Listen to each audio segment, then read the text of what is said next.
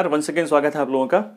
तो अब most awaited आपका जो टॉपिक था, कई बच्चों के रिक्वेस्ट थे कि सर फाइनेंशियल मार्केट जल्दी कंप्लीट कर दीजिए। तो फाइनेंशियल मार्केट हम समझेंगे। आई कैन अंडरस्टैंड कि ये टॉपिक बहुत कम बच्चे ऐसे होते हैं जिनको किताबों से पढ़कर या बाकी जगहों से समझ में आ जाता है, नहीं आता समझ में। जब तक प्रैक्टिकल एस्पेक्ट इसको एग्जाम्पल दे के ना समझाया जाए तब तक समझना बहुत मुश्किल होता है। तो चिंता ना करो, थोड़ा लंबा चलेगा ये टॉपिक 1-2 लेक्चर में खत्म नहीं होगा, लंबा चलेगा। लेकिन जब एक बार आप पढ़ लेंगे, लाइन से पढ़िएगा इसको, है ना, कि ऐसा नहीं कि आप सीधे जाकर के साइंस पढ़ने लग गए, नहीं। जैसे मैं पढ़ा रहा हूँ उसी तरह से 1 2 3 4 करके उसी सीक्वेंस में आपका पढ़िएगा, है ना। ऐसा नहीं कि सर मुझे तो खाली म्यूचुअल फंड पढ़ना है तो let me see the mutual fund वाला टॉपिक, ठीक है सर म्यूचुअल फंड पढ़ लिया, या मुझे तो सर खाली ये समझना है कि सेंसेक्स काम कैसे करता है, लात तो सेंसेक्स समझ नहीं, सीधा वो फिर दिक्कत हो जाएगी। यहाँ से शुरू चलिए जहाँ से मैं चल रहा हूँ। बहुत इंपॉर्टेंट टॉपिक है एग्जाम्स के लिए, बहुत क्वेश्चन इससे आते हैं। छोटे छोटे आएंगे क्वेश्चन बहुत छोटे आएंगे, लेकिन अगर आपने समझा नहीं है तो आपको वो क्वेश्चन बहुत बड़ा लगेगा। छोटा सा क्वेश्चन बहुत बड़ा लगने वाला है आपको। चलिए खैर, तो फाइनेंशियल मार्केट होता क्या है? फाइनेंशियल मार्केट, जैसा मैंने कहा कि भारत में किसी को अगर पैसे की जरूरत है तो आपको बैंक के पास जाना पड़ेगा या एनबीएफसीज के पास जाना पड़ेगा। अब भारत में बहुत सारे अलग अलग सोसाइटीज हैं, बहुत सारे अलग अलग लोग हैं।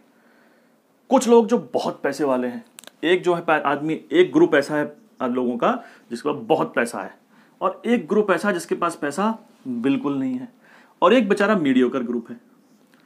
तो अब जिसके पास पैसा बिल्कुल नहीं है या पैसा कम है, वो पैसा यहां से भी तो ले सकता है, क्या दिक्कत है भाई? जरूरी है मैं बैंक के पास जाऊं? जरूरी है कि मैं किसी फाइनेंशियल कंपनीज के पास जाऊं? मैं पैसा यहां से ले लेता हूं। तो मैं एक कम पैसे वाला आदमी हूं, मुझे कंपनी खड़ी करनी है अपनी, कहां से पैसा लाऊं? बैंक मुझे लोन देने को तैयार नहीं है, तो मैं इन लोगों से ले लूंगा पैसा, क्योंकि जिनके पास बहुत सारा पैसा जमा पड़ा हुआ है। इनको फायदा ये है कि इसलिए मेरे पास पैसा दे देंगे क्योंकि इनको मालूम है कि बैंक वगैरह में ब्याज बहुत लिमिटेड होती है। यार देखो, ब्याज वगैरह ना हमको दिखती ज्यादा है, जब हम रियल इंटरेस्ट पर बात करते हैं ना तो रियल इंटरेस्ट बहुत कम हो जाता है। जैसे कि मान लीजिए मैंने कहा कि ब्याज मुझे 10% की ब्याज मिलने वाली है। ये 10% तो ब्याज कहाँ देती है बैंकें? मान लीजिए बैंक मुझे 8% की ब्याज दे रही है, ठीक है। तो मैं क्या समझ रहा हूं कि मेरा 100 रुपया अगली साल जाकर 108 रुपये हो जाएगा, यही तो होगा। तो मैं ठीक है भाई, मेरा पैसा बढ़ेगा। लेकिन हम इसमें एक चीज कैलकुलेट करना भूल जाते हैं, इन्फ्लेशन, महंगाई की दर। महंगाई भी तो बढ़ती है हर साल, थोड़ी बहुत तो बढ़ी जाती है। आजकल महंगाई कंट्रोल में है, कुछ समय से 2-3-4 साल 5 साल से बल्कि महंगाई कंट्रोल में है। आप थोड़ा सा पहले जाएंगे ना, 2012 13 14 की बात करेंगे अगर आप, तो आप देखेंगे इन्फ्लेशन रेट थी 12%, 15%, मतलब बहुत तेजी से चीजें ग्रो कर रही थी। इन्फ्लेशन रेट 12% का मतलब क्या है कि अगर कोई सामान मैं आज 100 रुपए का खरीद सकता हूं तो अगली साल उस सामान को खरीदने के लिए मुझे 112 रुपए देने पड़ेंगे, एवरेज, ऑन एन एवरेज। तो ये इन्फ्लेशन रेट होती है। तो समझ लीजिए अगर इन्फ्लेशन रेट 12% है और मेरी इंटरेस्ट रेट 8% है, तो 100 रुपए मेरा अगली साल बढ़कर हो जाता है 108 रुपए। लेकिन इस साल जो मैं 100 रुपए में सामान खरीद लेता था वो अगली साल 108 रुपए में नहीं खरीद पाऊंगा, क्योंकि मुझे उसके लिए 4 रुपए और निकालने पड़ेंगे, क्योंकि वो तो सामान अब 112 का आएगा। तो मुझे देखने में लग रहा है कि पैसे बढ़ गए, लेकिन पैसे बढ़े क्या? पैसे बढ़े थोड़ी है, पैसे तो मेरे कम हो गए। तो इस यहां पर रियल इंटरेस्ट रेट जो आया, इसको बोलते हैं real interest rate. Real interest rate जो आया वो तो माइनस में आ गया, कि पैसा इज नॉट इंक्रीजिंग, पैसा इज एक्चुअली गोइंग डाउन। समझ रहे हैं ना? जैसे मान लीजिए कि 1 किलो आटा आता था यहां पर 100 रुपए का, अगली साल 1 किलो आटा आएगा 112 रुपए का, और मेरा रुपया तो 108 रुपए हुआ है, तो मैं उतना आटा नहीं खरीद पाऊंगा। तो मेरे पैसे तो एक्चुअली वैल्यू उसकी कम हो गई है ना। जैसे आपने सुना होगा अपने पापा को या अपने बाबा को बात करते हुए कि साहब हमारी सैलरी तो 3,000 रुपये महीना थी और बहुत बढ़िया जीवन हम गुजारते थे। वो इसलिए गुजारते थे क्योंकि उस समय महंगाई कम थी। और अब आप 30,000 कमाते हैं तो भी आपको लगता है कि यार पैसे कम पड़ रहे हैं, है ना। तो खाली पैसा कितना है मेरे पास या कितनी ब्याज दर है, खाली उससे काम नहीं चलेगा। इफेक्टिव इंटरेस्ट रेट कितनी आ रही है, सॉरी रियल नहीं, इसको इफेक्टिव बोलते हैं। इफेक्टिव इंटरेस्ट रेट कितनी आ रही है जब उसको हम इन्फ्लेशन से काउंट कर रहे हैं। तो बैंकों में पैसा जमा करना, सेविंग अकाउंट में कम से कम जमा करना कोई बहुत समझदारी की बात मेरे हिसाब से नहीं है। इसी प्रकार से एफडी में भी आप पैसा जमा करते हैं तो ठीक है, डाइवर्सिफाइड पोर्टफोलियो आपको रखना चाहिए, बात ठीक है। तो कुछ पैसा जैसे बड़े बुजुर्ग कह गए, कुछ यहाँ रखो, कुछ यहाँ रखो, कुछ यहाँ रखो, अलग अलग जेबों में रखो, ताकि एक जेब कट जाए तो बाकी जेबों में पैसा रहे। तो आप पता लगा म्यूचुअल फंड में पैसा जमा कर दिया, उसमें लॉस हो गया, तो बैंक में पैसा पड़ा है ना, या बैंक में लॉस हो गया, आपकी बैंक पता लगा बंद हो गई, तो कहीं बॉन्ड में आपने पैसा जमा कर रखा है। तो अलग अलग पोर्टफोलियो बनाइए, ठीक है। तो ये लोग जो हैं इन बातों को समझते हैं, तो ये कहते हैं यार हम ना कुछ और जगह भी अपना पैसा इन्वेस्ट करेंगे। और जब कहाँ इन्वेस्ट करेंगे, जब इन्वेस्ट तभी कर पाएंगे जब किसी को उसकी जरूरत होगी। तो एक ऐसा मार्केट भी भारत में है जो पैरेलल चलता है, पैरेलल यहां से वहां चल रहा होता है, उसी को बोलते हैं फाइनेंशियल मार्केट। तो डेफिनेशन इसकी लिख लीजिए, फिर इसको अभी डिस्कशन करते हैं। डेफिनेशन में ऐसे लिखिए, the market of an economy where funds are transacted TRANSACTED, where the funds are transacted between the fund surplus and fund scarce individuals, SCARE, fund scarce individual। मतलब ऐसा मार्केट जहां पर ऐसे लोग जिनके पास पैसा बहुत सारा है और जिनके पास पैसा बहुत कम है, उनके बीच में पैसों का आदान प्रदान होता है, that is called financial market. Is called financial market. Hindi वाले में 4 लिख लीजिए कि किसी अर्थव्यवस्था में अल्प तथा अतिरिक्त मुद्रा वाले व्यक्तियों के बीच जहां लेन देन हो उसे वित्तीय बाजार कहते हैं।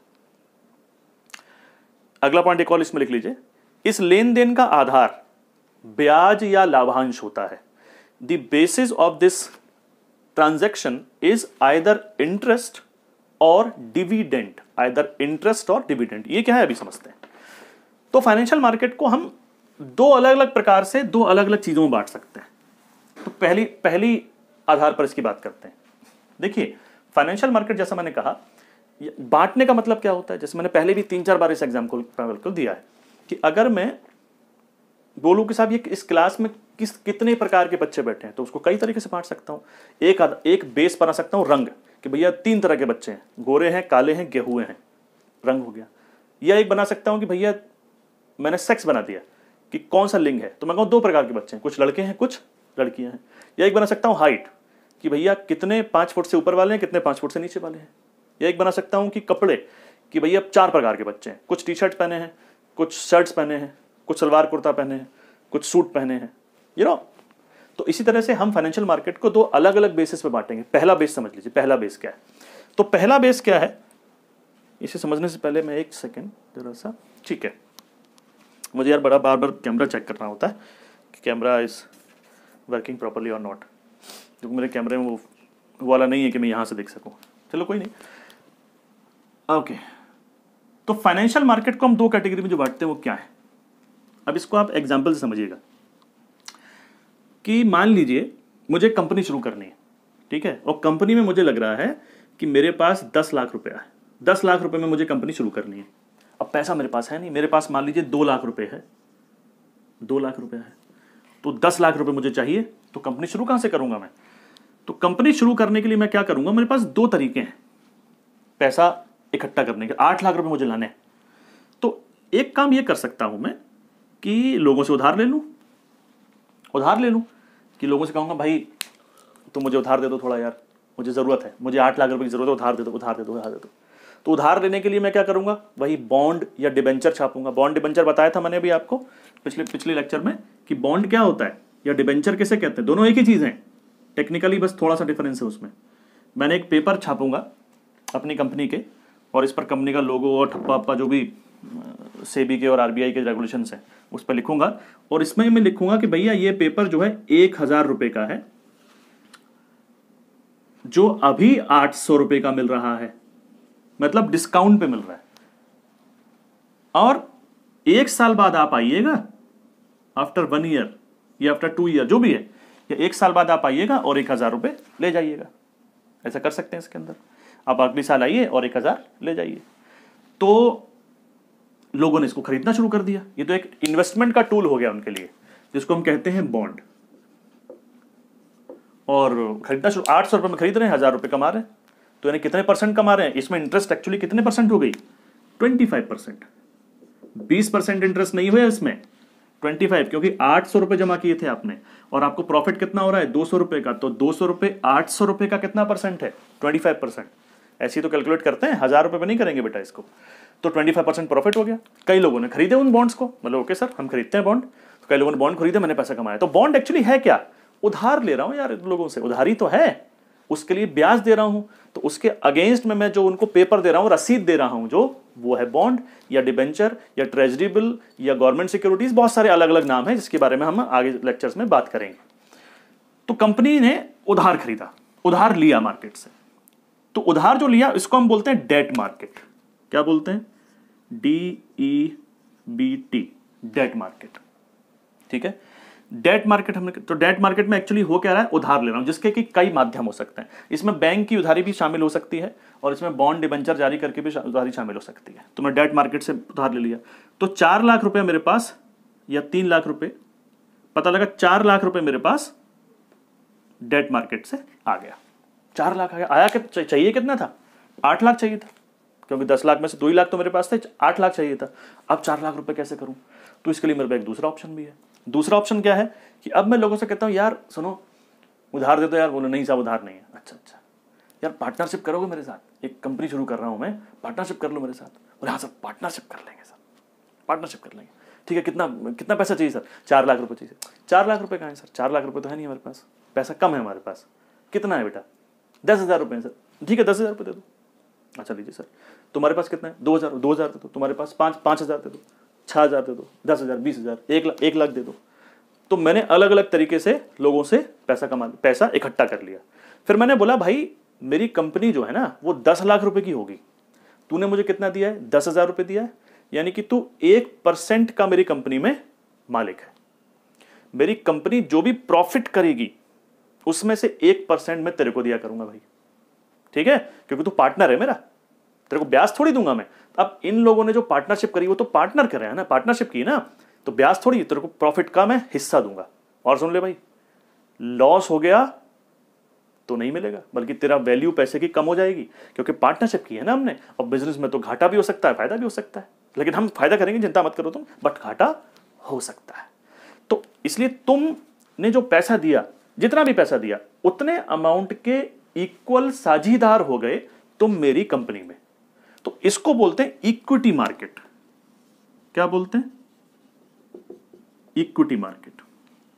तो 4 लाख मैंने किससे कमा लिया, इक्विटी से। इक्विटी और डेट में अंतर समझ में आया। शेयर बाजार समझिए, मैंने जो अभी साधारण भाषा में एग्जांपल समझाया था, अब इसी को मतलब यह है कि शेयर बाजार में गया, लोगों को शेयर बेच दिए, तो लोगों ने शेयर खरीद लिया। और शेयर मतलब यहां लोगों ने बॉन्ड खरीदे थे और यहां लोगों ने शेयर खरीदे हैं। और शेयर खरीदने का मतलब वो मेरी कंपनी में पार्टिसिपेट कर रहे हैं, और बॉन्ड खरीदने का मतलब वो पार्टिसिपेट नहीं कर रहे हैं, उनको तो ब्याज चाहिए। अब इसको मैं थोड़ा सा यहां पर बड़ा करके बना देता हूं कि फाइनेंशियल मार्केट हम एक ऐसा बेस है जिसके बेस पर हम इसको दो टाइप में डिवाइड कर सकते हैं। एक है डेट मार्केट, DEBT, और एक है equity market, equity market. Equity की स्पेलिंग सही लिखी मैंने, लिखी यार, ये बड़ी समस्या है, सही होगी यार। Debt market and equity market. तो डेट मार्केट में जो पैसा जमा कर रहा है उसको क्या मिल रहा है, उसको मिल रहा है इंटरेस्ट, ब्याज। और जो इक्विटी में पैसा दे रहा है उसको क्या मिल रहा है, उसको मिल रहा है लाभ का एक अंश, जिसको हिंदी में कहते हैं लाभांश। जितना पैसा उसने दिया है उतने परसेंटेज के हिसाब से। लाभांश को अंग्रेजी में कहते हैं डिविडेंड, इसको मिल रहा है डिविडेंड।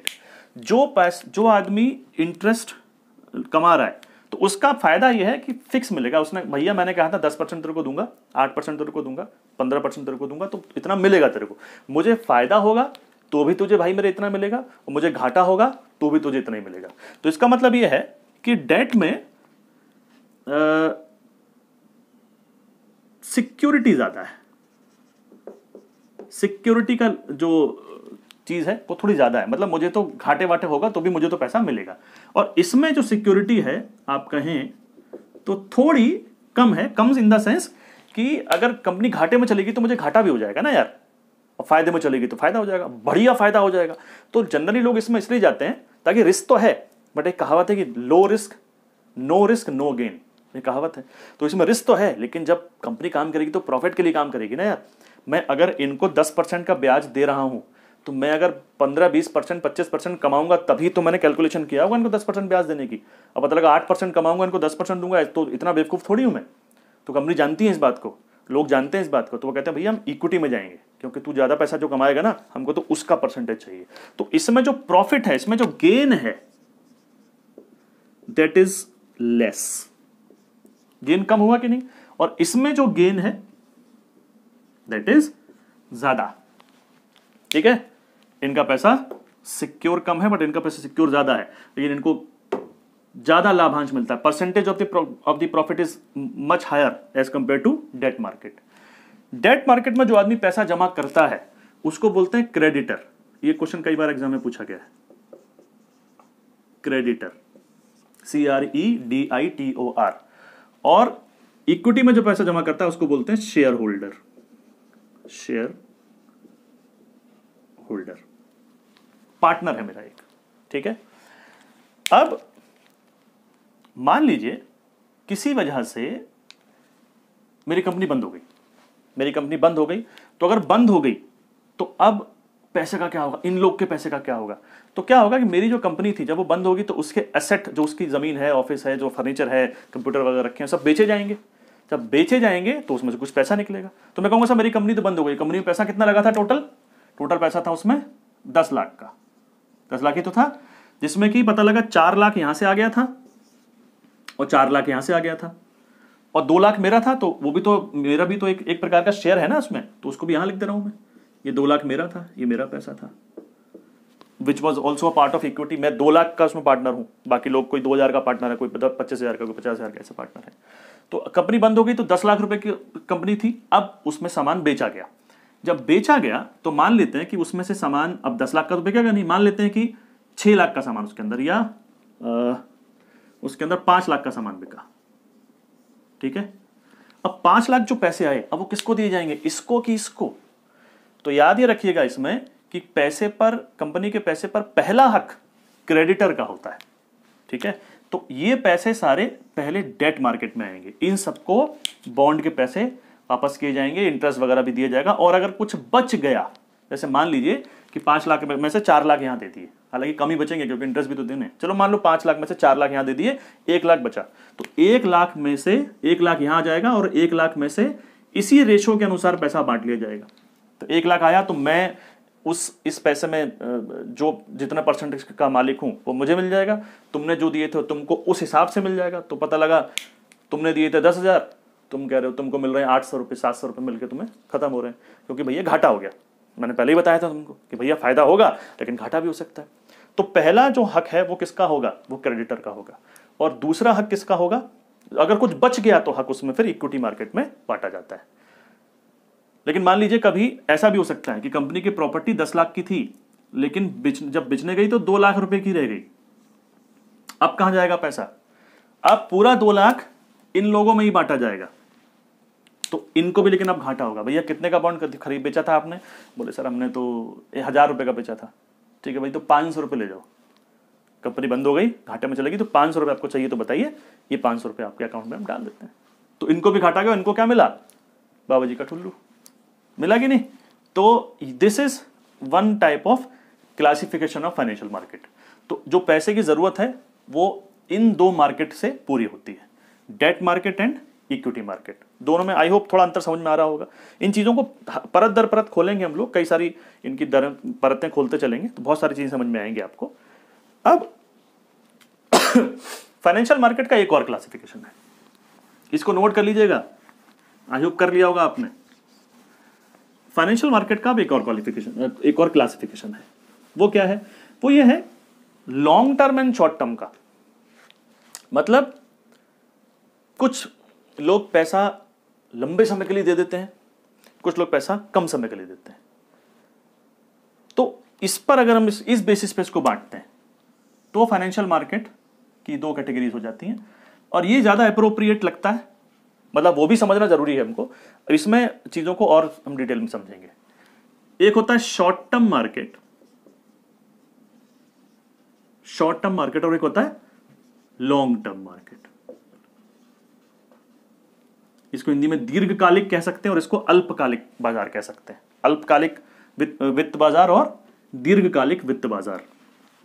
शॉर्ट टर्म और लॉन्ग टर्म का मतलब मैंने आपको बताया था फाइनेंशियल मार्केट में या बैंकिंग इंडस्ट्री में। शॉर्ट टर्म का मतलब क्या होता है, एक दिन से लेकर के 364 डेज तक के लिए अगर लोन दिया और लिया जा रहा है तो it is short term financial market. समझ रहे हैं? यानी एक साल से कम, 364 मतलब एक साल से कम। और अगर it is for more than 364 years, 364 days, यानी कि एक साल या उससे ज्यादा के लिए पैसा लोन में या शेयर में या किसी और चीज में दिया या लिया जा रहा है तो it is called long term market. इसके दूसरे नाम भी हैं, इसको हम लोग कैपिटल मार्केट भी कहते हैं। अगर लॉन्ग टर्म मार्केट है तो उसको हम कैपिटल मार्केट कहते हैं, हिंदी में पूंजी बाजार कहते हैं इसको। पूंजी तो आप जानते होंगे कि पूंजी का मतलब ही होता है लॉन्ग टर्म वाला पैसा जो है। और शॉर्ट टर्म वाले को हम कहते हैं मनी मार्केट, मनी मार्केट या मुद्रा बाजार। दोनों में सिर्फ इतना डिफरेंस है short term and long term का, तो इट इज मुद्रा बाजार एंड दैट इज पूंजी बाजार। ये money market and capital market. अंतर क्या है कि इसमें शॉर्ट टर्म में पैसा दिया जाएगा और उसमें लॉन्ग टर्म के लिए पैसा दिया जाएगा। ठीक है, अब एक एक करके इनको समझते हैं। पहले इसको समझने की कोशिश करते हैं। अब शॉर्ट टर्म, चाहे तो इसको ऐसे बना लीजिए और एक ऐसे हेडिंग डाल लीजिए, शॉर्ट टर्म कैपिटल मार्केट या मुद्रा बाजार या मनी मार्केट। एक नए पेज पे एक हेडिंग डाल लीजिए ऐसे करके। अब भारत में सारी चीजें सरकार कंट्रोल नहीं कर सकती। हम जानते हैं कि पैसा उधार देना, पैसा उधार लेना, ये बहुत सारी चीजें ऐसी भी होती हैं जो बिना किसी सरकारी परमिशन के चल रही होती हैं। बाजार में ऐसी बहुत सी चीजें चल रही होती हैं लगातार। आप अब इन चीजों को देख रहे होंगे कि मार्केट में ऐसी बहुत सी चीजें चल रही होती हैं, जैसे कि मैं आपको बताऊं, आपने देखा होगा, मैंने देखा है, कॉर्पोरेट बैंक चल रहे हैं कई सारे। Corporation bank. कोऑपरेशन बैंक क्या होते हैं? कोऑपरेशन बैंक होते हैं कि भाई कई लोग मिलकर के एक बैंक बना रहे हैं, उन्होंने पैसा इकट्ठा कर लिया, एक बैंक बनाया, उसको रेगुलेट करता है, फिर नाबार्ड करता है, आरबीआई करता है, इस तरह की चीजें करती हैं। कोऑपरेशन बैंक में देखा था।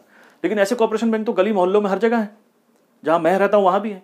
वहां 25 लोग मिल करके हर महीने पता लगा 2-2 हज़ार रुपये लेके बैठते हैं।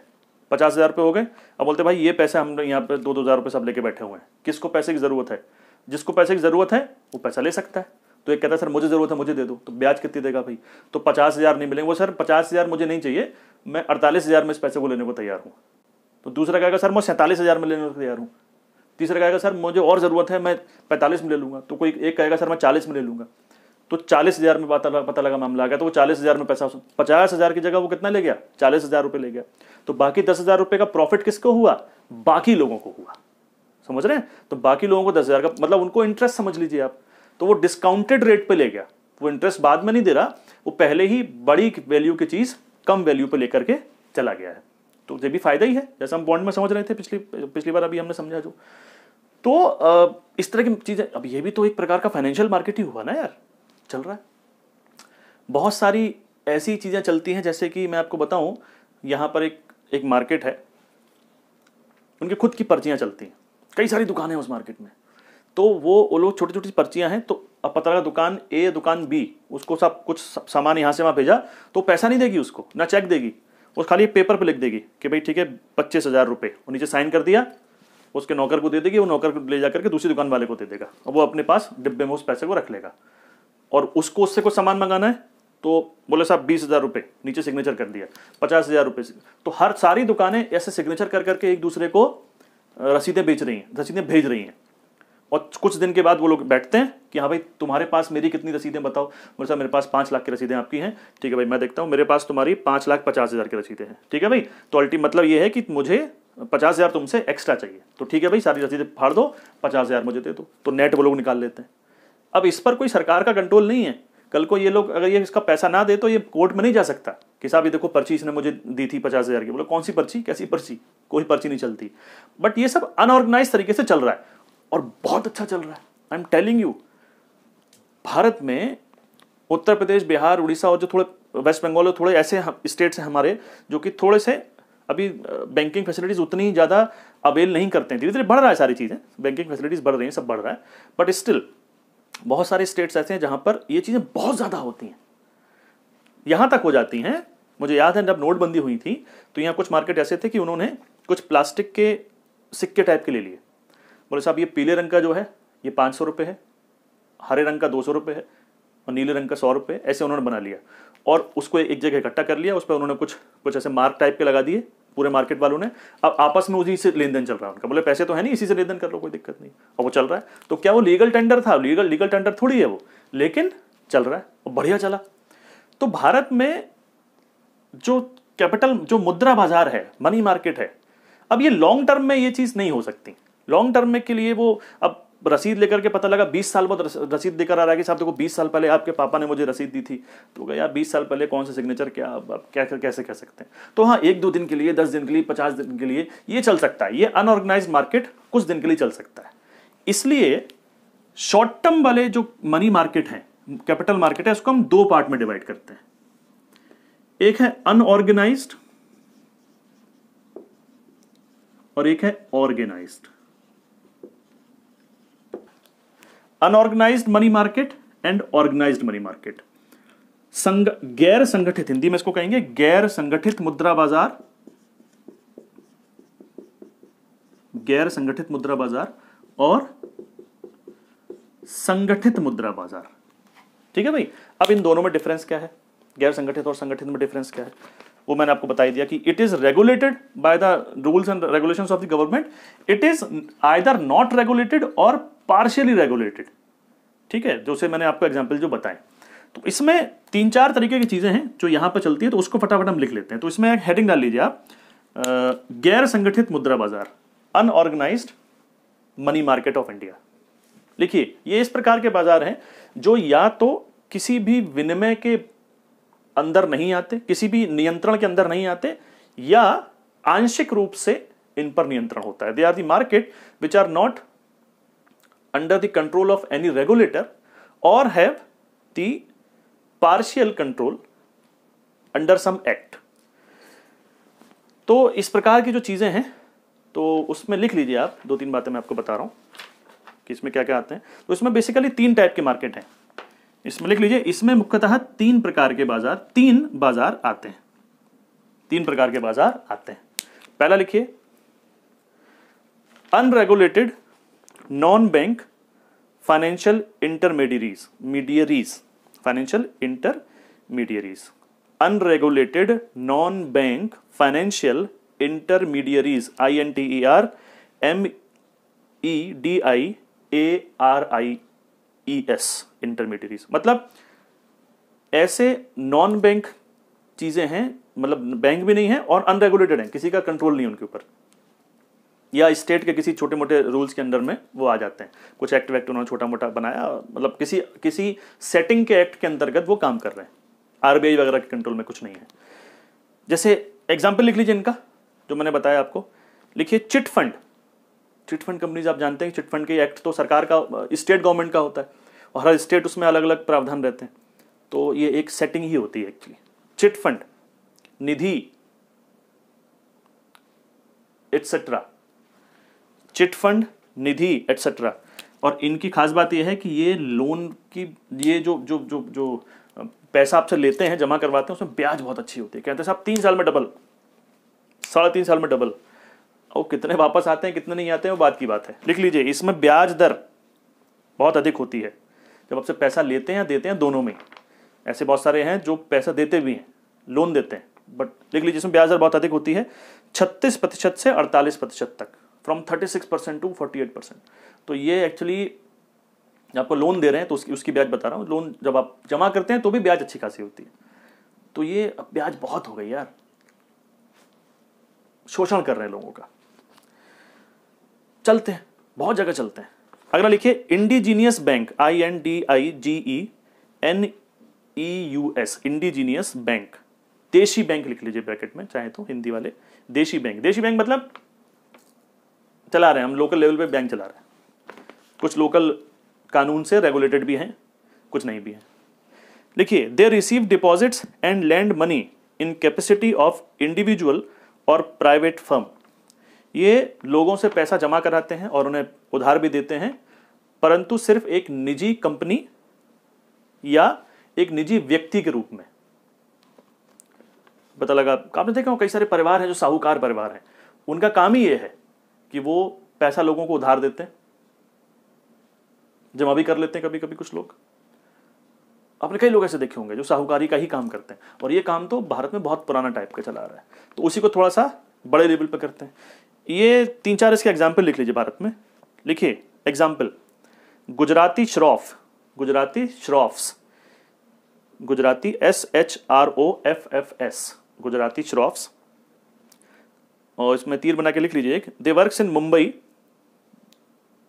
And Kolkata, Kolkata, they generally works in Mumbai and Kolkata, ये मुंबई और कोलकाता में काम करते हैं। दूसरा लिखिए मुल्तानी श्रॉफ्स, मुल्तानी श्रॉफ्स SHROFFS, देखिए ये मुंबई, कोलकाता, आसाम और नॉर्थ ईस्ट में कार्य करते हैं।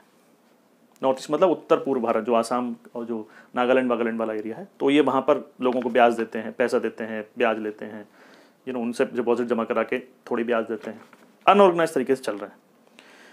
नेक्स्ट लिखिए मारवाड़ी क्यास, मारवाड़ी MARWARI, क्यास KAYAS, Marwari Kayas, Gujarat, they works in Gujarat. और लास्ट लिखिए Chettiars, CHETTIARS, Chettiars, they works in Chennai and South India, ये चेन्नई और दक्षिण भारत में काम करते हैं। ठीक है, तो इंडिजिनियस बैंक हो गए सेकंड वाले। थर्ड वाले एक और लिख लीजिए, साहूकार, मनी लेंडर्स, साहूकार या मनी लेंडर्स।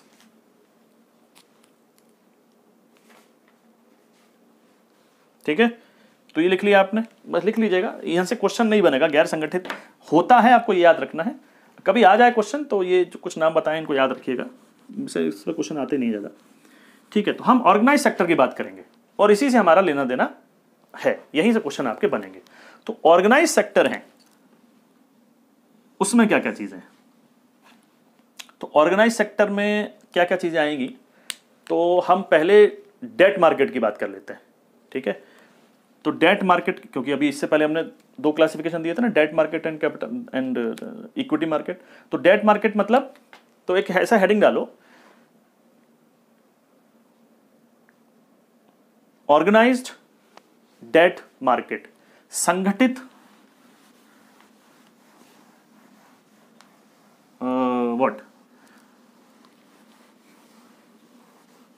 संगठित डेट बाजार, डेट को क्या बोलेंगे यार, वित्त बाजार है नहीं, डेट मार्केट है। ठीक है, वो लोन से ही मतलब होता है, it's not technically loan. Organized debt market, तो डेट मार्केट में क्या क्या आएगा? डेट मार्केट में कुछ शॉर्ट टर्म लिख लेते हैं, कुछ लॉन्ग टर्म लिख लेते हैं। तो हम ऐसा कर लेते हैं, इसको पहले वाले क्लासिफिकेशन पे आते हैं। एक डेट मार्केट और एक इक्विटी मार्केट था, 2 प्रकार बताए थे मैंने। कोई कंफ्यूजन तो नहीं हो रहा है? एक बार दोबारा रिवीजन कर लेना यहां तक कंफ्यूजन, क्योंकि इसमें कंफ्यूजन आ सकता है कि सर पहले तो आप अलग तरीके से क्लासिफिकेशन बता रहे थे, आप अलग तरीके से, ये मैं ऑलरेडी बता चुका हूं, तो दोबारा उसी क्लासिफिकेशन पे आ गया हूं मैं कि डेट मार्केट और इक्विटी मार्केट। तो डेट मार्केट में भी तो ऐसा होगा कि एक लॉन्ग टर्म होगा, एक शॉर्ट टर्म होगा। तो डेट मार्केट में भी एक शॉर्ट टर्म होगा,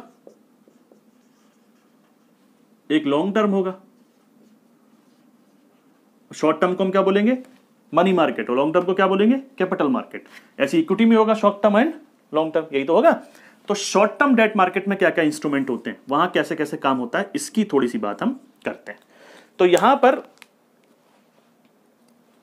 मैं बोलता चल रहा हूं, आप हेडिंग डालते चल रही, लिखते चलिए। सबसे पहले हेडिंग डालिए टी बिल, ट्रेजरी बिल। एक हेडिंग डालिए ट्रेजरी बिल।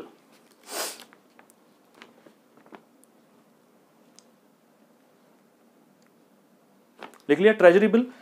तो ट्रेजरी बिल क्या होता है? देखो, ट्रेजरी बिल ये होता है, सरकार को पैसे की जरूरत है तो सरकार अपने बॉन्ड छापेगी। ठीक है, बॉन्ड छापेगी जो कि शॉर्ट टर्म के होंगे। अगेन शॉर्ट टर्म वाली पीरियड में शॉर्ट टर्म के होंगे, कुछ समय के लिए बॉन्ड छापेगी और बैंकों को बेचेगी और इंस्टीट्यूशंस को बेचेगी। कोई कहेगी बैंकों से भैया खरीदो इनको, मैं इसमें इतने % का ब्याज दे रहा हूं। इसमें खास बात यह होती है कि इसमें ब्याज नहीं होती, इस पर लिखा होगा 1000 रुपये मान लीजिए, ठीक है, वो बहुत सारे वेरिएंट हो सकते हैं, 1000 रुपये इसमें लिखा हुआ है, 1000 रुपये लिखा है तो ये मिलेगा आपको डिस्काउंटेड रेट पे, यानी कि ये पता लगा आपको मिल गया वही अगेन 80 मान लेते हैं और 800 रुपये भी मिल गया, तो क्या इसमें प्रॉफिट हुआ? यस, 25% का ब्याज ही तो हुआ ये। तो ये डिस्काउंटेड रेट पे मिलते हैं, इन पर ब्याज नहीं होता, और ये शॉर्ट टर्म मतलब 364 दिन या उससे कम के लिए होते हैं, ठीक है, लिख लीजिए इन बात को। It is issued by the government of India. ये वही सब देखो, सब वो बॉन्ड डिवेंचर के प्रकार ही हैं और कुछ नहीं है, बट बॉन्ड एक्चुअली हम लॉन्ग टर्म में बोलेंगे उसको, क्योंकि बॉन्ड 5 साल 10 साल 15 साल के लिए भी हो सकते हैं। ये it is only for few days, ये 1 साल भी नहीं बोलूंगा, 1 साल में तो फिर यहां पहुंच जाएगा, तो 1 साल कहना गलत हो गया। इसको एक्चुअली हम ऐसा बोल सकते हैं कि इट इज, वो बोलेगा भैया 1000 रुपये हैं और आप 6 महीने बाद आप इसको 950 रुपये का या 900 रुपये का ले जाइए और 6 महीने बाद इसको 1000 रुपये का आप दे जाइएगा, तो then it will be considered as treasury bill, क्योंकि 1 साल से नीचे के पीरियड का ये होना चाहिए। तो इसमें लिख लीजिए कि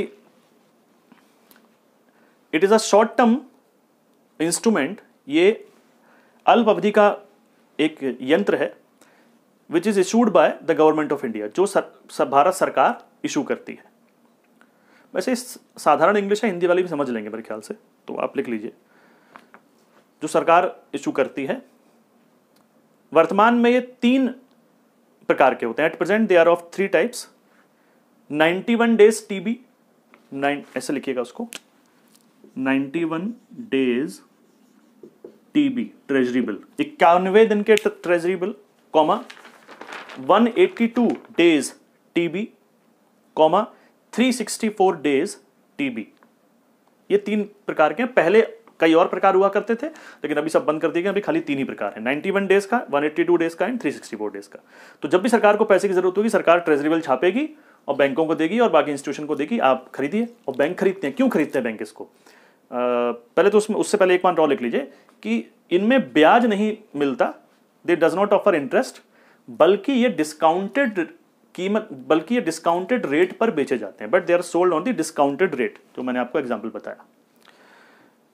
अब बैंक इसको क्यों खरीदते हैं? क्योंकि एसएलआर याद है आपको, सीआरआर एसएलआर याद होगा, तो एसएलआर का पैसा क्या था? जो बैंकों को अपने पास ही रखना है, लेकिन उसको चाहे तो 2-3 जगह इन्वेस्ट कर सकते हैं, तो उस एसएलआर को पैसे से टी बिल खरीद के रख सकते हैं, तो वो बिल्कुल खरीद के रखेंगे, क्योंकि पैसा ही साथ में पास में रखा रहेगा, तो पैसा तो कुछ प्रॉफिट देने वाला है नहीं, तो इनको खरीद लो, तो इनसे तो हमको प्रॉफिट मिलेगा 6-7-8% जो भी मिलेगा। लिख लीजिए, बैंक इसे एसएलआर के रूप में भी निवेश कर सकते हैं। Banks can invest their money into treasury bill as SLR also, ठीक है, एसएलआर ऑल्सो। तो दिस इज ट्रेजरी बिल। अगला हेडिंग डालिए, certificate of deposit. Certificate of deposit डालिए, पहले ऐसा हेडिंग डालिए, गवर्नमेंट, हाँ ठीक है, सर्टिफिकेट ऑफ डिपॉजिट।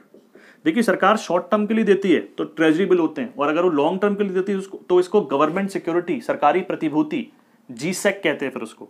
तो जीसेक और टी बिल में सिर्फ इतना अंतर है कि G-sec is for long term and T bill is for short term. दोनों ही सरकार इशू करती है, दोनों ही डिस्काउंटेड रेट पे बेचे जाते हैं। सर्टिफिकेट ऑफ डिपॉजिट, इसको ब्रैकेट में लिख लीजिएगा सीडी, इसको सीडी कहते हैं फाइनेंशियल टर्म्स में, टेक्निकल टर्म्स में। सीडी कौन इशू करता है? ये बैंक इशू करते हैं। बैंकों को पैसे की जरूरत है तो वो सीडी इशू करेंगे। लेकिन it is issued by the bank, ये किसी बैंक द्वारा जारी किए जाते हैं। Again they are short term, ये अल्प अवधि के लिए होते हैं। They are negotiable and tradable also, they are negotiable and tradable. Negotiable को नेगोशिएबल ही लिखना है, नेगोशिएट समझते हैं ना, मोल भाव करना। Negotiable and tradable also. देखो, नेगोशिएबल का मतलब क्या हुआ कि मैंने सीडी खरीदा मार्केट से, मुझे उन्होंने सीडी दिया, इसके संग भी वही है कि भैया ऐसा है कि 1000 रुपये का है, लेकिन मैं 800 रुपये का दे रहा हूँ आपको, तो मैंने 800 रुपये खरीद लाया। मैंने चलो इसको 6 महीने बाद या 8 महीने बाद 10 महीने बाद 1000 रुपये लेने हैं, 10 महीने बाद इनसे। मुझे पैसे के बीच में ज़रूरत पड़ गई, तो मैं अपने दोस्त से बोलूँगा, यार सुन यार, मैंने 800 में खरीदा था, अब ये है कि 2 महीने हो गए, अब 3-4-5 महीने बाद इसकी मेच्योरिटी है, तो तू खरीद लिया यार, मुझे पैसे की ज़रूरत है अभी, तो मैंने 800 में खरीदा था यार, तू मुझे 700 दे दे, है ना। तो नेगोशिएबल इसका हो सकता है, नेगोशिएबल इंस्ट्रूमेंट है, इसका नेगोशिएट करके आप इसको बेच सकते हैं। ट्रेडेबल मतलब भी एक आदमी दूसरे आदमी को सेल कर सकता है, ठीक है, तो इसलिए दे आर नेगोशिएबल। अच्छा, मैंने आपको बताया था ऑल इंडिया फाइनेंशियल इंस्टीट्यूशंस होते हैं, जब बैंकिंग सेक्टर पढ़ा है मैंने, कि आरबीआई ने कुछ ऑल इंडिया फाइनेंशियल इंस्टीट्यूशंस भी बनाए हैं। ऐसे कितने फाइनेंशियल इंस्टीट्यूशंस हैं? 4 हैं। क्या नाम है उनका? एग्जिम, नाबार्ड, सिडबी और एनएचबी। एग्जिम, नाबार्ड, सिडबी और एनएचबी। इनको डिटेल में समझा चुका हूं मैं पहले लेक्चर्स में बैंकिंग में। तो ये जो है ऑल इंडिया, इसको भी, तो ये भी सीडी को इशू कर सकते हैं पैसा, अपने पास लाने के लिए। लिख लीजिए, इन द ईयर 1993, 1993 में all India financial institutions, AIFI, bracket में लिख लीजिए AIFI, कई बार दोबारा इस शब्द का इस्तेमाल करूंगा मैं, तो अभी एक बार लिख लीजिए इसको, आगे दोबारा इसके डिटेल में मत लिखिएगा। AIFI ब्रैकेट में इसके लिख लीजिए EXIM, NABARD, SIDBI and NHB.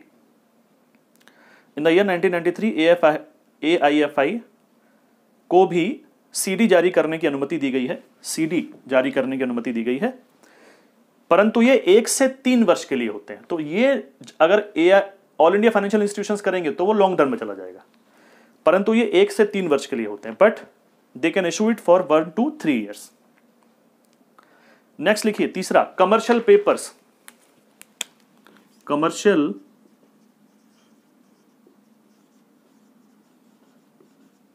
Papers, CP. कोई बड़ी कंपनी है, कॉर्पोरेट है। देखो एक चीज समझिए, भारत में ये जो शॉर्ट टर्म जो मार्केट है ना, या फाइनेंशियल मार्केट पूरा ही कह लो, ये आम आदमी के लिए नहीं है। मैं अगर पैसा इससे उगाही करना चाहता हूं मार्केट से, तो मैं नहीं कर पाऊंगा, मुझे अनुमति नहीं है। सरकार ने अभी, हालांकि बहुत सारे देशों में आम लोग भी कर सकते हैं, आम लोग भी बॉन्ड छाप के और डिबेंचर छाप के छोटी छोटी कंपनियों के लिए पैसा अरेंज कर सकते हैं, बट इंडिया में अगर ऐसा अनुमति दे दी गई तो बेटा फोर्जरी या फ्रॉड ज्यादा होंगे। तो अभी सरकार ने आम आदमी की पहुंच से इस मार्केट को दूर रखा है। आम आदमी इसमें इन्वेस्ट तो कर सकता है, अपना ऑफर नहीं ला सकता मार्केट में कि भैया मुझे उधार दीजिए। बड़ी बड़ी कंपनीज के लिए तो अभी अवेलेबल है ये। तो ऐसी कंपनीज जो शेयर मार्केट में लिस्टेड हैं, बहुत बड़ी कंपनीज हैं, वो कमर्शियल पेपर के जरिए मार्केट में अपने बॉन्ड लेकर आ सकती हैं, बॉन्ड टाइप के लेकर आ सकती हैं, और पैसा लोन में ला सकती हैं, क्योंकि ये सब पैसा लोन में लाने की तो चीजें हैं। लिख लीजिए, ये सिर्फ कॉर्पोरेट सेक्टर में ही प्रयोग किया जाता है। It is only used in a corporate sector. 1990 में इसकी शुरुआत की थी, उससे पहले नहीं था ये।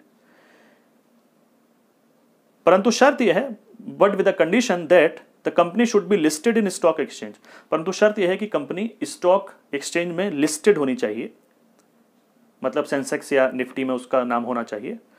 And working capital should be minimum 5 crore rupees, और उसकी वर्किंग कैपिटल न्यूनतम 5 करोड़ रुपए होनी चाहिए।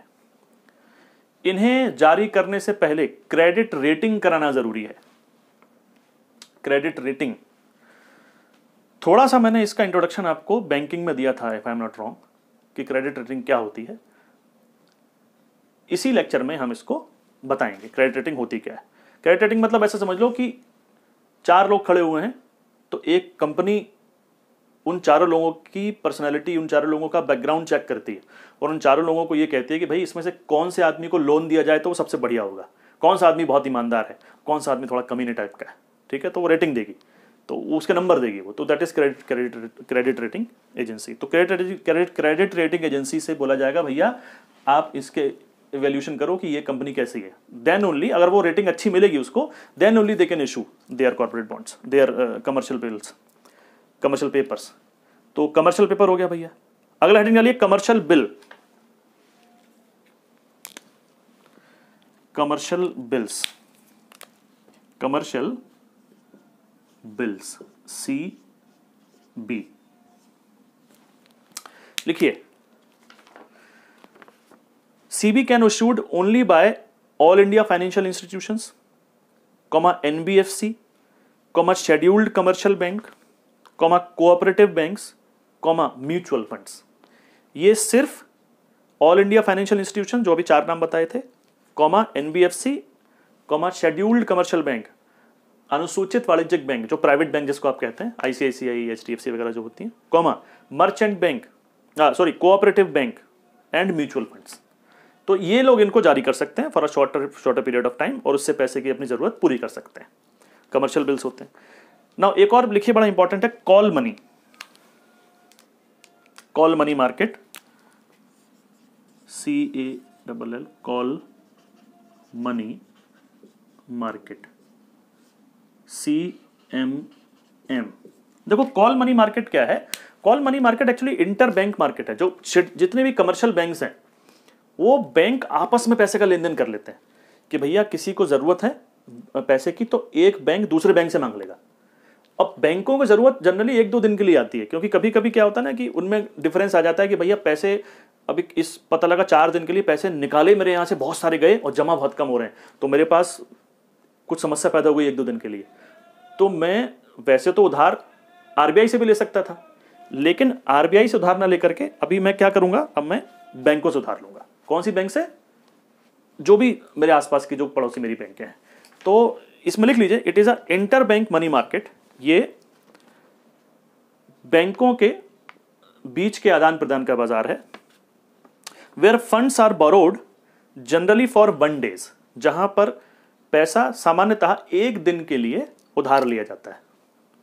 That is why it is also known as overnight borrowing. इसलिए इसे ओवरनाइट बोरोइंग भी कहते हैं। ये हर एक पॉइंट इंपॉर्टेंट है, इससे बहुत क्वेश्चंस बनते हैं एग्जाम में। That is why it is also known as overnight borrowing. इसे मनी ऑन कॉल भी कहते हैं, मतलब कॉल किया पैसा आ गया ऐसा मान लो। It is also known as money on call. ये 1 दिन से 14 दिन के लिए हो सकता है। देखो जनरली तो 3 दिन तक के लिए होता है, क्योंकि 3 दिन तक का ब्याज कम होता है। 3 दिन से जैसे 4थे दिन पे पहुंचे तो ब्याज एकदम से बढ़ जाता है। तो लोग 1 दिन 2 दिन या 3 दिन के लिए लेते हैं, उससे ऊपर लेते नहीं है। लेकिन मैक्सिमम पीरियड फिर भी 14 डेज है। The maximum period is 14 days. और 14 दिन के लोन को नोटिस मनी कहा जाता है। And the loan for 14 days is also known as notice money. इसको ऐसे याद रखिएगा, ठीक है। तो देखिए ज्यादातर ये बैंक एसबीआई से पैसा लेते हैं। उसका कारण यह है कि एसबीआई के पास सरप्लस पैसा बहुत रहता है, तो इसलिए एसबीआई से ही लोन लेते हैं ज्यादातर। कोई दूसरी बैंक भी ले सकते हैं। तो लिख लीजिए इस बात को, SBI generally operates in this market as lender. सामान्यतः एसबीआई ही इस बैंक में पैसा उधार देती है, इसलिए एसबीआई को लेंडर ऑफ इमीडिएट रिसोर्ट कहते हैं। That is why SBI is also known as lender of immediate resort. RBI को मैंने याद कीजिए, आरबीआई जब आपको पढ़ाया था तो आरबीआई को मैंने क्या बताया था? बैंक ऑफ लास्ट रिसोर्ट या लेंडर ऑफ लास्ट रिसोर्ट। वो लास्ट में जब मतलब सब दरवाजे बंद हो जाएंगे तो आरबीआई पे जाएंगे, लेकिन पहले कहाँ जाना है? एसबीआई पे जाना है। तो लास्ट में तो भैया भगवान के दरबार में जाना ही है, लेकिन पहला दरबार भगवान का नहीं खटखटाओ, पहले गुरु का दरबार खटखटाओ। तो ये ऐसे समझो। तो लिख लीजिए SBI is also known as lender of immediate resort. और यहां पर वो पॉइंट भी लिख लीजिए कि RBI is known as the lender of last resort. Bracket में लिखिएगा इस पॉइंट को। अच्छा, कुछ ऐसे इंस्टीट्यूशंस भी हैं जो पैसा बैंकों से लेते नहीं है, दूसरी बैंकों से। हाँ, दूसरी बैंकों को इस मार्केट में पैसा दे देते हैं, इसी कॉल मनी मार्केट में। वो कौन कौन से हैं? लिखिए, LIC, life insurance corporation of India, GIC, general insurance corporation of India, UTI, unit trust of India, IDBI, industrial development bank of India, NABARD, national bank of agriculture and rural development. सिर्फ पैसा उधार देने का कार्य करते हैं। इस बाजार में सिर्फ पैसा उधार देने का कार्य करते हैं। Works as a lender only in this market. Works as a lender only in this market. इस बाजार में पैसा उधार देने का कार्य करते हैं, ठीक है। अच्छा चलिए, अभी कुछ और बातें करनी है मेरे को इसके अंदर। अगला लिखिए, म्यूचुअल फंड। म्यूचुअल फंड नाम सुना होगा आप लोगों ने, अभी डिस्कशन कर रहा हूं उसको मैं। पहले बाकी को लिख लीजिए। अगला म्यूचुअल फंड लिख लीजिए और खाली लिख लीजिए, इसके बाद अगला हेडिंग डलवा के इसको डिस्कशन करेंगे। नेक्स्ट लिखिए, repo and reverse repo. Repo rate, reverse repo या रेट याद है भाई? ये भी तो शॉर्ट टर्म के लोन है। बैंक को आरबीआई से पैसा लेना है तो वो रेपो रेट, और बैंक को पैसा देना है आरबीआई को, that is reverse repo rate. तो that was repo rate was started in the year 1992 and reverse repo rate it started in the year 1996 and that is also a part of short term debt market, isn't it? हालांकि वो monetary policy का भी part है, but they falls in this category also.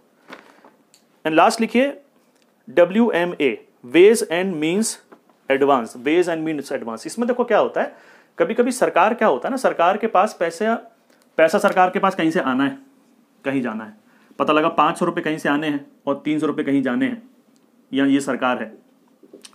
अब 500 रुपये जहाँ से आने थे वो आए नहीं है अभी, लेकिन आ रहे हैं, मतलब प्रोसेस चल रहा है, कुछ किसी वजह से नहीं आए। 300 रुपये लेकिन ये देने पड़े, तो सरकार तो -300 में आ गई, सरकार के पास है नहीं, तो क्या होगा, तो RBI पैसा देगी, RBI सरकार को पैसा तुरंत दे देगी यहाँ पे, और क्योंकि वो पैसा आने वाला है, वो पैसा दे देगी, और इसी को कहते हैं WMA। सरकार के पास अगर पैसा खत्म हो जाए और उसको उधार लेना पड़े कहीं से, तो वो फिर फिस्कल मैनेजमेंट में चला जाता है, वो फिस्कल डेफिसिट माना जाता है, राजकोषीय घाटा। वो बजट के एलोकेशन में हम उसको और डिटेल में समझ लेंगे, तो वो बजट में डेफिसिट सरकार का माना जाता है, लेकिन इसको नहीं मानते। It is not a part of fiscal deficit और fiscal management, you can say. ये तो एक टेम्परेरी बेसिस पर पैसा कम हो गया, तो मैंने कहा भैया ऐसा बगल वाली दुकान से ले लिया कि ठीक है भाई थोड़ा सा मेरे को पैसा दे दे, अभी पैसा आ रहा है मेरा, बस इतना सा मान लो आप। तो WMA लिख लीजिए, it's when the government's temporary mismatch in receipt and payment take place, when the government's temporary mismatch in receipt and payment takes place, जब सरकार के पास रिसिप्ट और पेमेंट के बीच अंतर पैदा हो जाता है, रिसिप्ट मतलब पैसा आना, पेमेंट मतलब पैसा जाना हो जाता है, तो RBI सरकार को वित्तीय सहायता देती है। Then RBI helps government, then RBI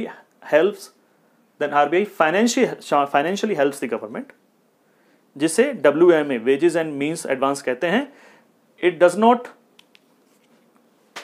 not a part of fiscal deficit, ये राजकोषीय घाटे का भाग नहीं होता है, ठीक है।